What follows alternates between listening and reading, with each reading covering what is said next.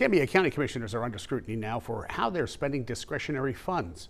Clerk of Court Pam Childers has temporarily paused that spending because of concerns that the money is not being spent legally. WEAR Sarah Gale has more. There's movement on the federal level, on the state level, for us to really look at our expenditures and making sure that they meet a public purpose. Clerk of Court Pam Childers explaining to commissioners why she's temporarily pausing spending for discretionary funds. You're doing contributions to churches for their picnics or something they're having. I think that's a violation. Obviously, there's a lot of churches that do food banks, community stuff that you could definitely say which is in public interest.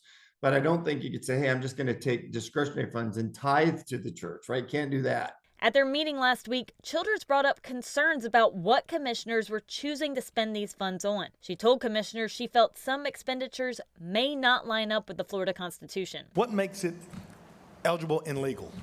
I mean, because we've done this for 10 years, and so now we're saying that we can't do it. Looking at this in a different way, taxpayers do not pay taxes for the county to make donations to private organizations of their choosing to enhance the mission of that organization. Now, commissioners have drafted a policy that, if approved, would guide discretionary spending, creating a more consistent procedure for submission, approval, and review of the funds. I think the process needs to be cleaned up. My whole goal is to make sure the process looks clean so that anything that goes out is looked at and signed off by legal to be within statute. Kohler says they've sent the policy proposal to Childers and await her input.